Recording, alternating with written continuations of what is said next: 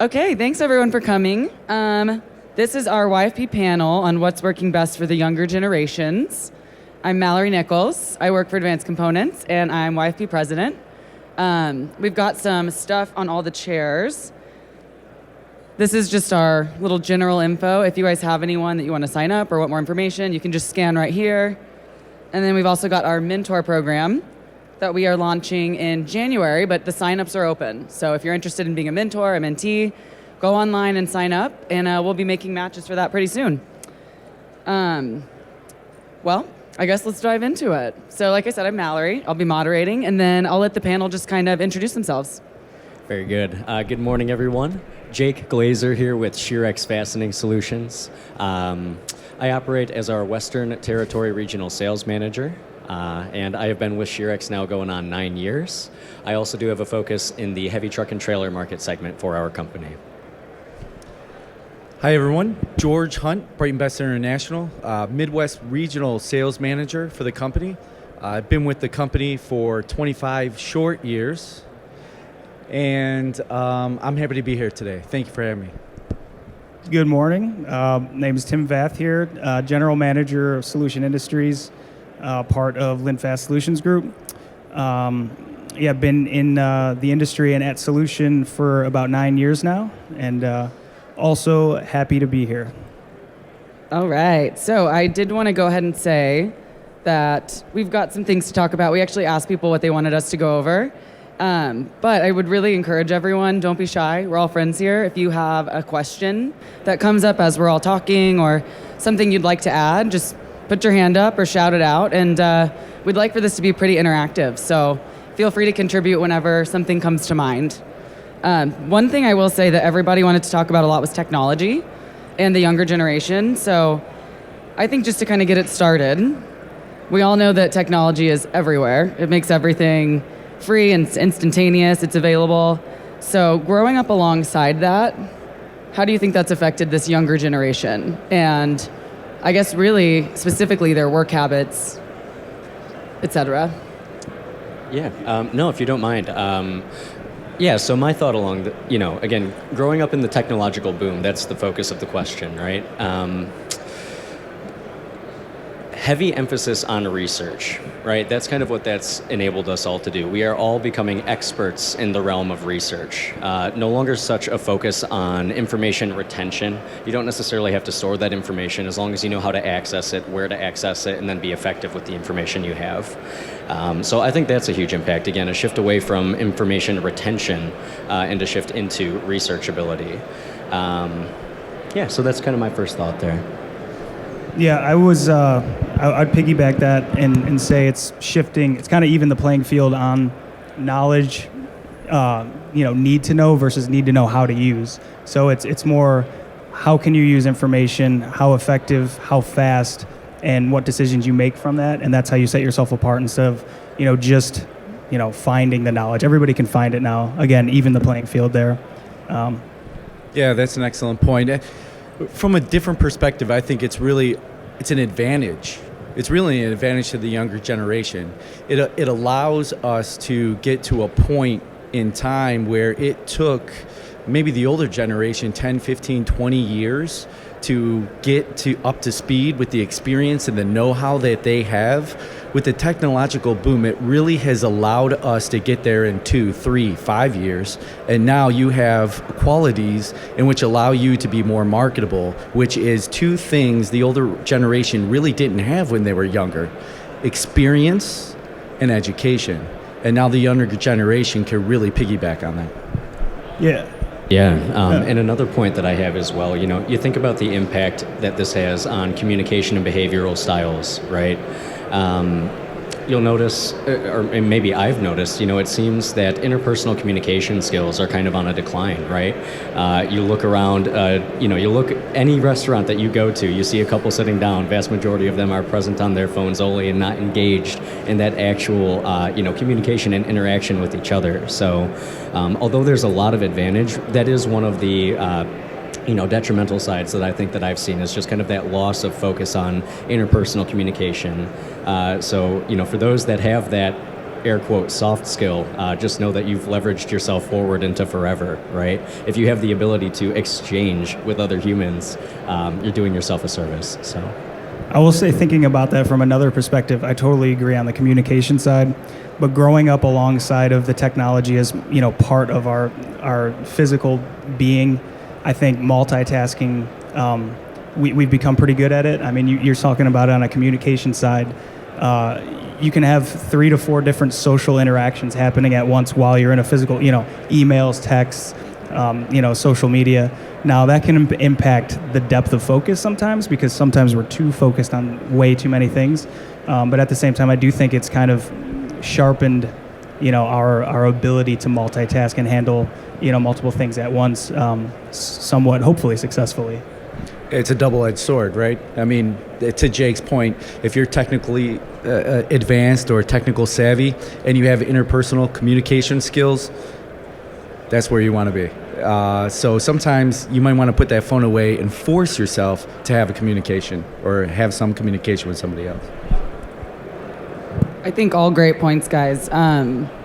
Something also along the lines of technology that I think I've noticed is people, the younger generation, it's a frustration for them when companies are not willing to invest in technology.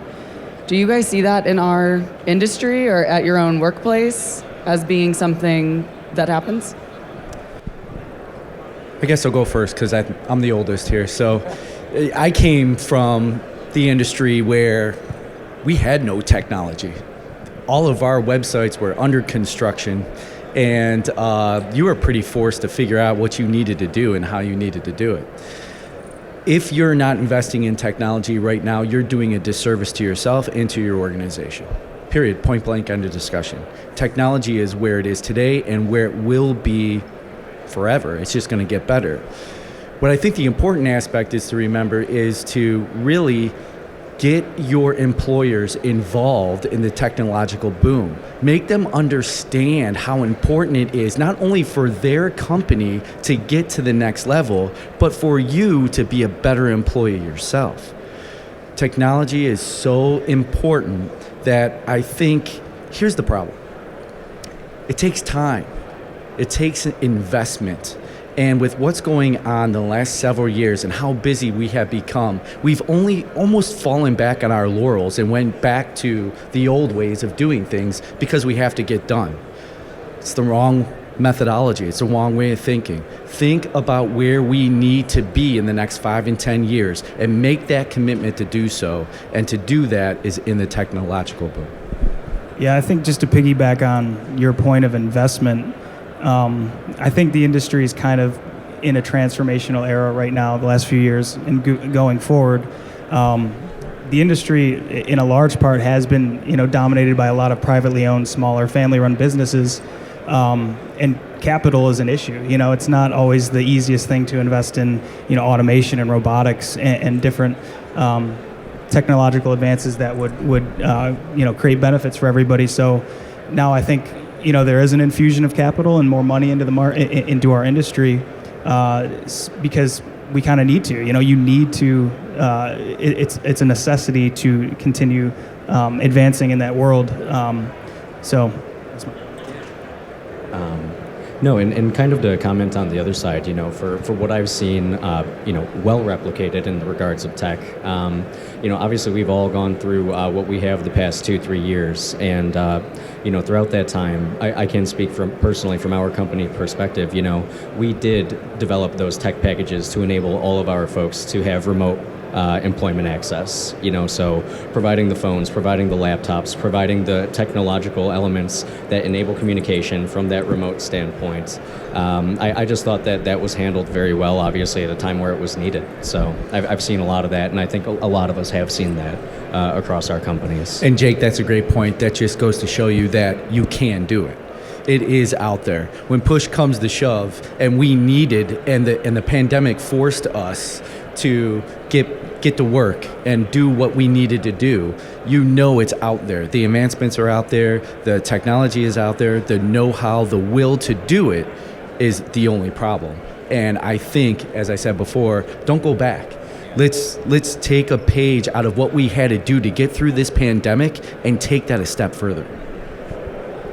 Yeah, absolutely. With this trend of everybody working remote, it also comes the other side of it, which is the challenge. How do you keep people engaged? Not just in your company, but in the industry. What have you guys been doing that works for you? You know, I think my team members hear from me too much. They would be willing to tell you, but you know, again, it's just utilizing the resources that you have available, right? We all, you know, you can call, you can text, you can Teams chat or Slack or Skype or insert whatever it is, whatever platform your company uses here, right? There are so many mediums through which we can be constantly immersed properly. You know, the screen sharing functionality on Microsoft Teams, you know, I don't know how I operated as a remote employee prior to this being the main wave shift, you know, to literally be able to share the work that you're working on immediately while you're in a meeting and just get the answers that you need. It's a really cool functionality. So there's a lot of mediums through which to increase and maintain your communication. You just have to maximize them.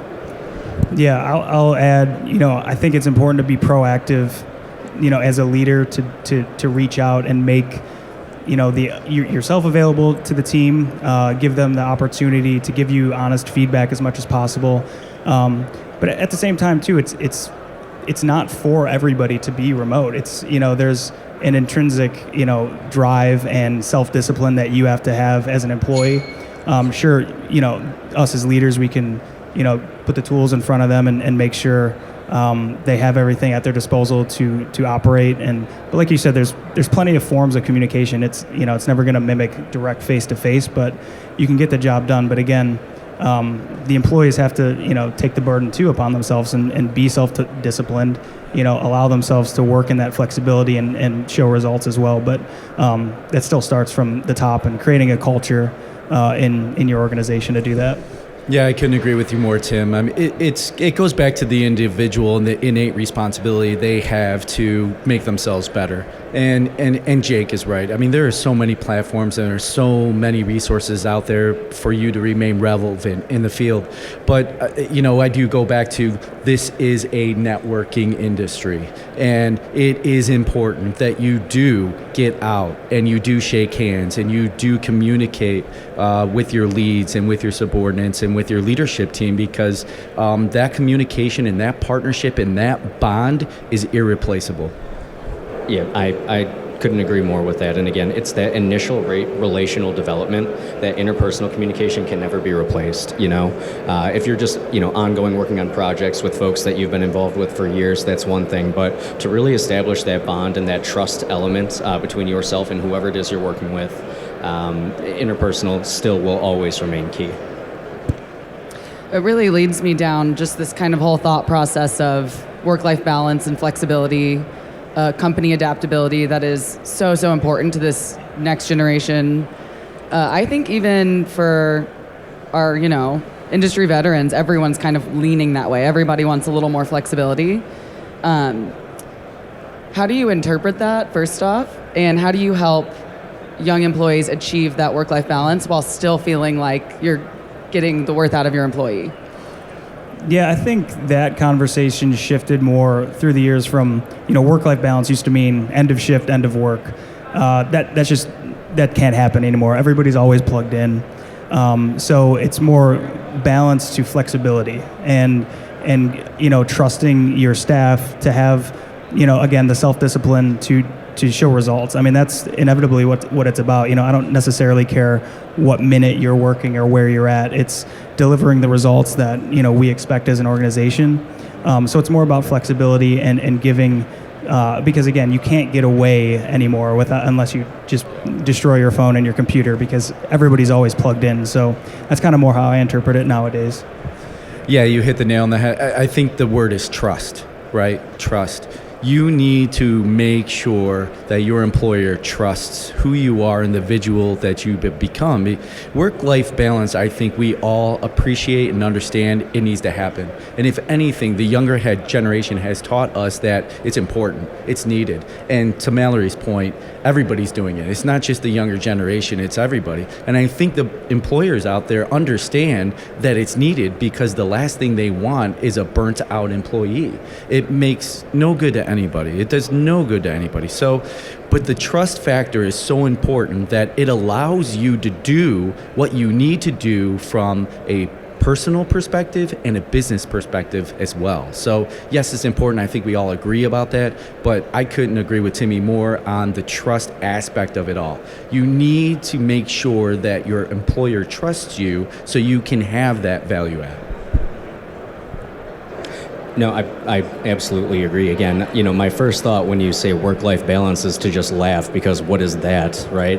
Again, that's the other, if I may, downside of our constant interconnectivity. But again, from the positive scope, that flex schedule is very important. You consider how wonderful is it now that folks that have families, for you as an employer to show that you care, to enable them to, you don't have to be here at 8:45 on the dot or you're going to get a demerit, to just allow that flexibility and reality of life. That's kind of become the shift, right? We understand you as a human have obligation.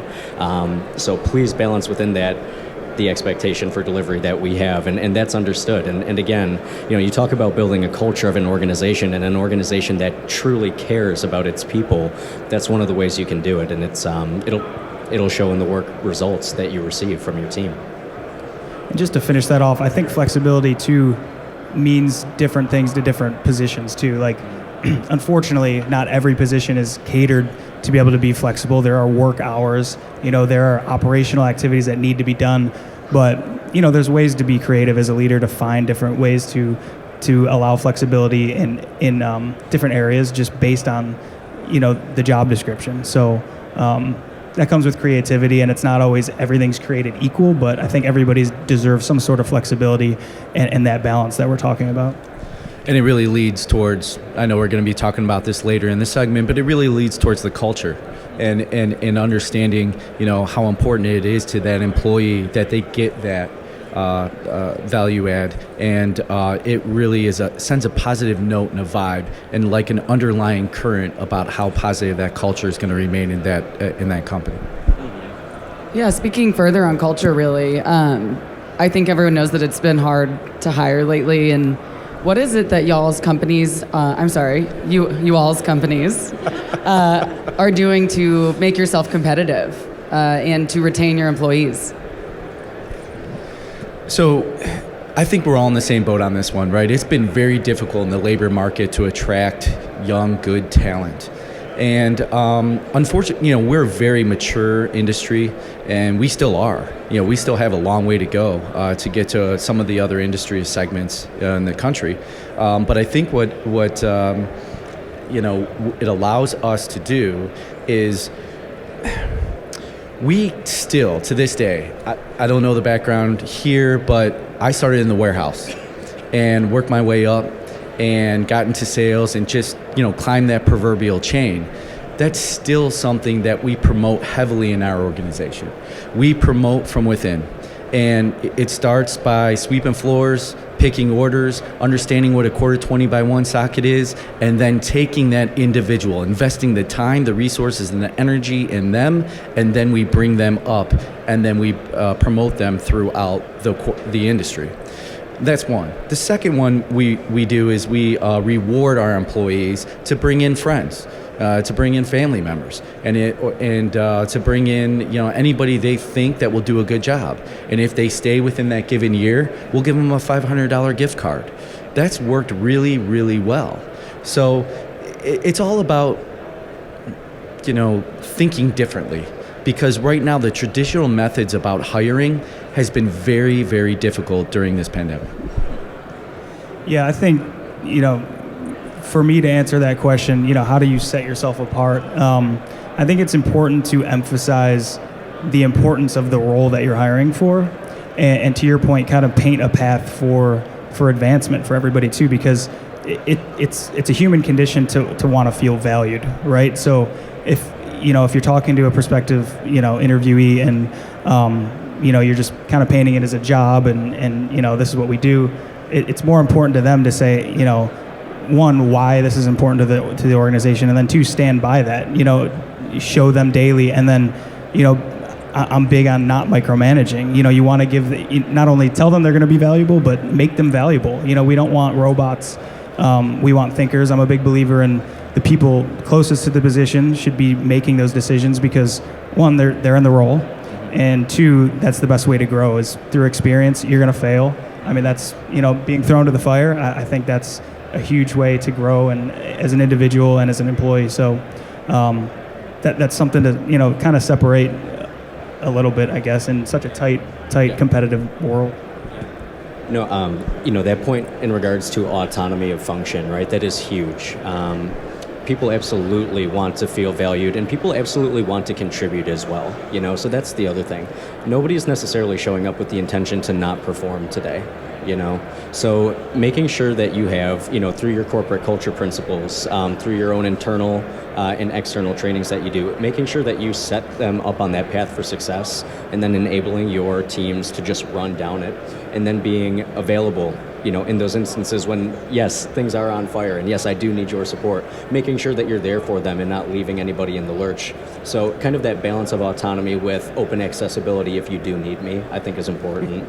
And again, for differentiators, our corporate culture is hugely important, and it's something that we preach regularly. We are effective leaders, we communicate, we are helpful. These are things that are ingrained into the DNA of our employees, and it's truly felt and embodied in our organization. And it's also something that we call back to at all of our, quarterly State of the Union addresses. Anytime we have a big open group forum internal discussion for our company, we highlight our corporate culture principles. We go over our mission and vision statement. Basically, make sure that the Kool-Aid is being drank. Make sure that it is truly felt and embodied, and you'll see the results of that shine back. Competition breeds excellence. I mean, it really does. Friendly competition breeds excellence. And you're right, Jake. I mean, it's in your DNA. And if you set a subset culture, it allows you to hey, we all know in the next 10, 15 years, this industry is going to transfer over. It's going to turn. We need good, young individuals that are hungry and want an opportunity, and we need to set our eyes on those individuals. I know something everyone wants to know is, when hiring, what are you guys doing to find people? Do you have any different processes or recruiting tactics that are working for you? I mean, I know everyone's looking for employees, so anything creative?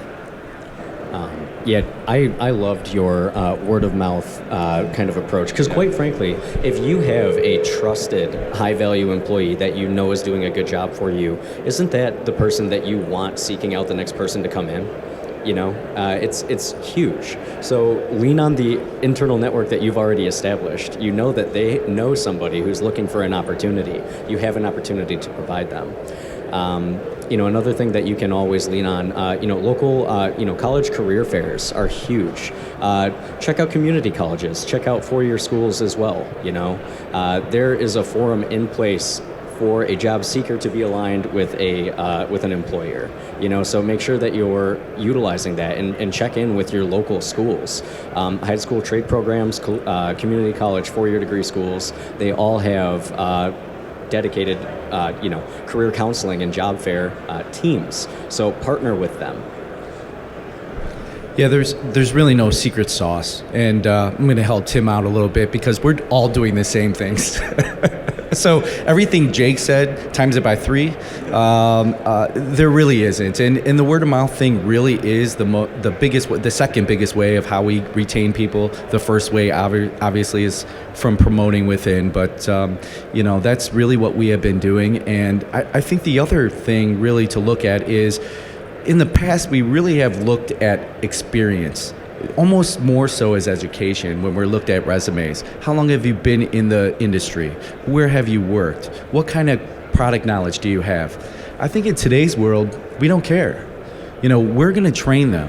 we're going to invest the time and the effort and the resources to get you where to be and to put you in a position to succeed. I can't say that was this industry 10 years ago. And I don't know if the pandemic has helped us with that, but I kind of like it. Thank you, George. But pivoting into, we can kind of go into that next topic is, experience. Is it undervalued? Is it overvalued? I completely think, respectfully, it's overvalued, because I've fallen into the trap too.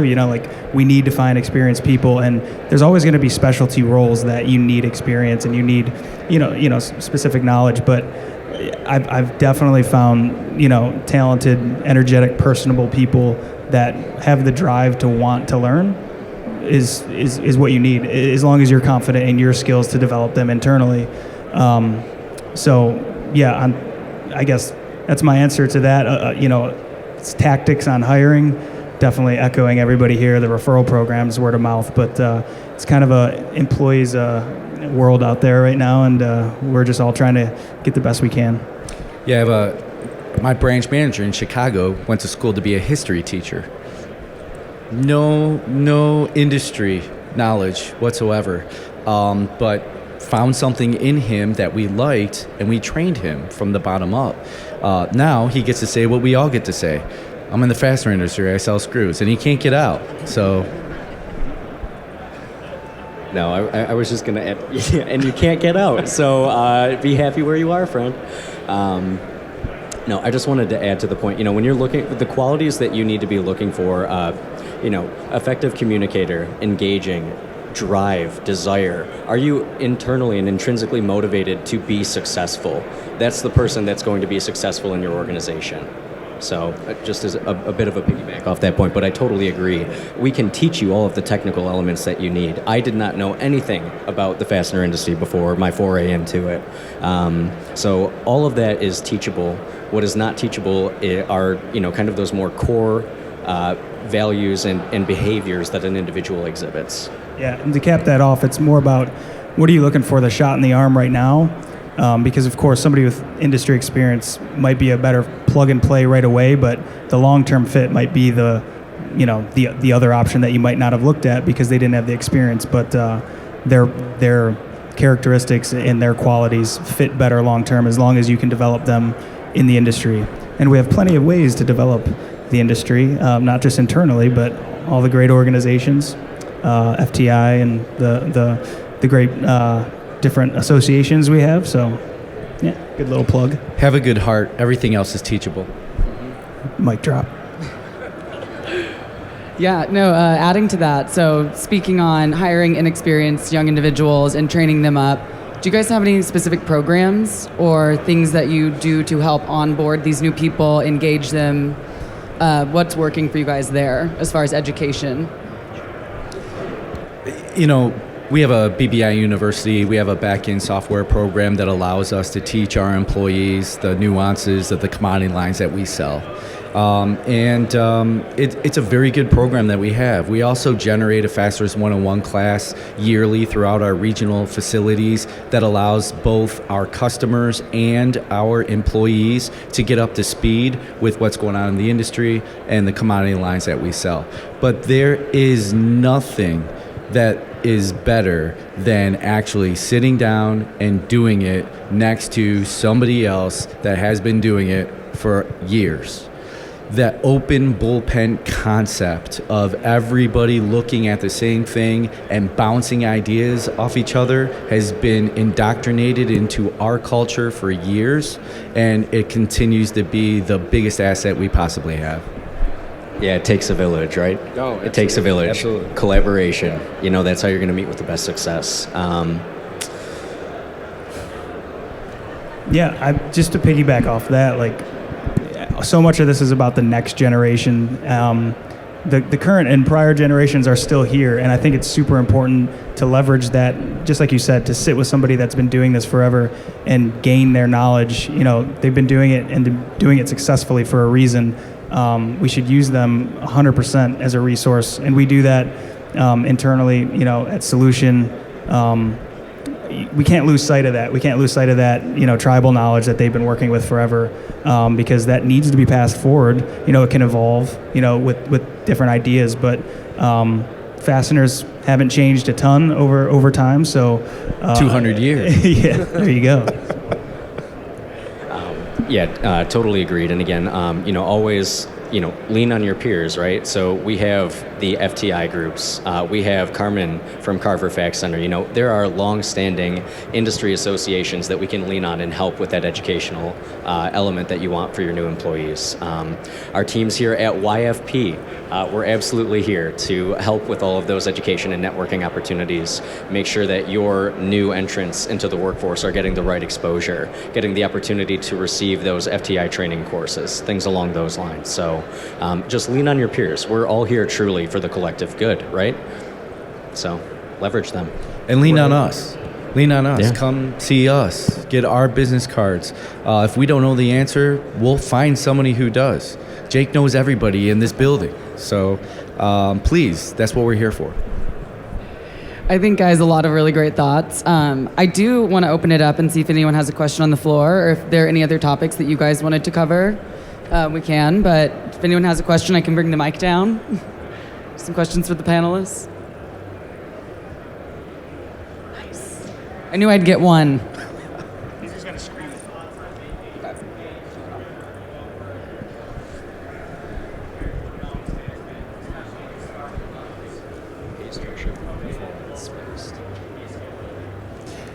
Yeah, I mean, Can you repeat the question? Will you repeat the question so everyone heard it? yeah. So basically, how do we feel about pay structure being more incentivized and performance based? I'm a believer. Money is a motivator. That's the truth. I don't think it's the end all be all. Like, there is a caveat to that. If you're somebody, this is like a general business industry, right? So if you really, really value the work that you're doing, you're going to be tending to go into an industry where it's about what you're doing more so than, fasteners. Nobody grows up, hey, I want to be in the fastener industry. It's a fantastic industry. We love it, but I did. yeah. Well, I dream big. yeah, I was in it early too, but I totally agree with incentivizing and pay structures being tied to results. I mean, and I think we appreciate that as the younger generation, because we have, I don't know, I have the drive to, if that's ahead of me, that's what we want. And I think there's more of an emphasis on personal advancement maybe than loyalty and comfort maybe in prior generations. That's my thought. Yeah, and I'll take that, and that's where I'm going. So we do have some positions that are incentivized and pay-based, but traditionally our culture has always been team-oriented concepts. It takes a village to raise a child, right? So it's not you winning this bid, it's us winning this bid, and you're not only bringing in that sales, but you're not picking, pulling, and packing it. You're not shipping it out, right? So it's not your inventory.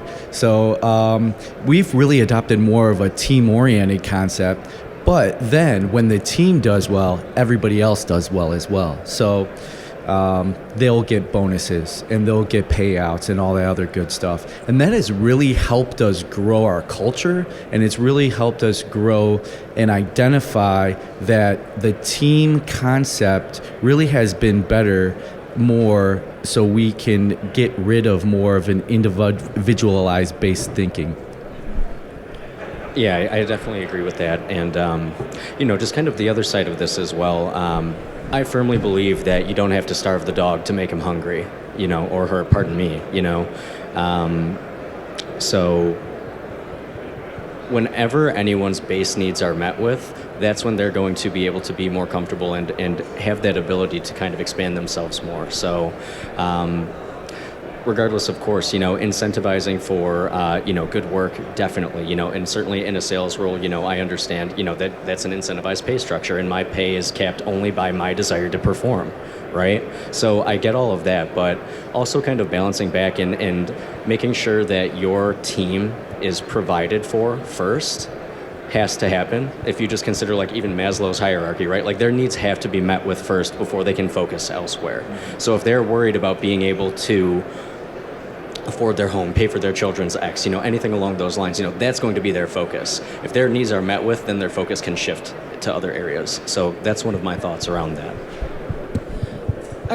I do have actually a question kind of off of this. So, and this is shifting gears a little bit, but it's where my mind's going. Have you guys ever lost a promising employee, and did you learn something from their exit interview that helped you maybe improve your processes? Yeah, I mean, I think everybody, it's been a long week, sorry. Everybody's, lost employees you'd rather not.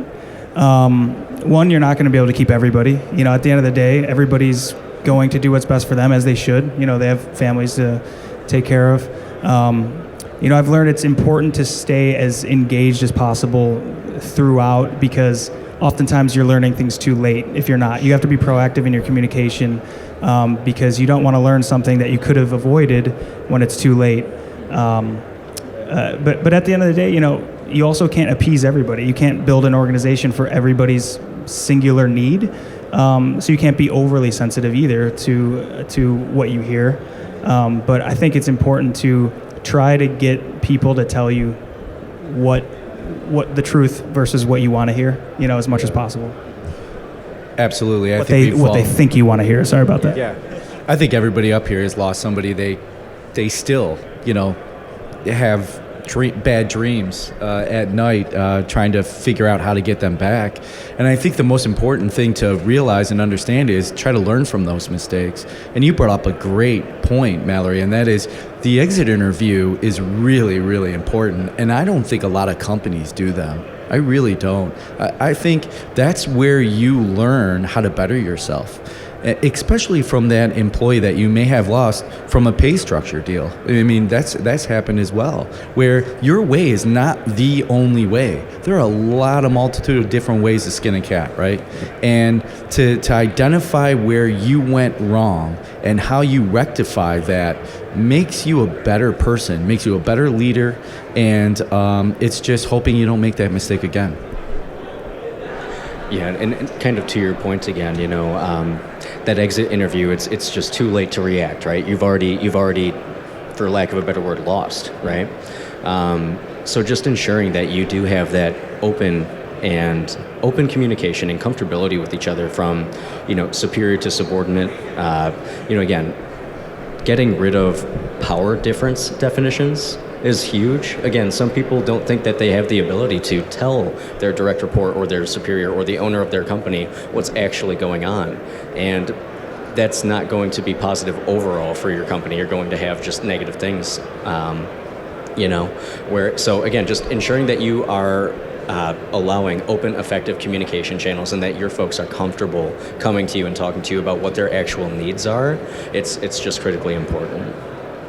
All right. I think we've got time for another question. Good.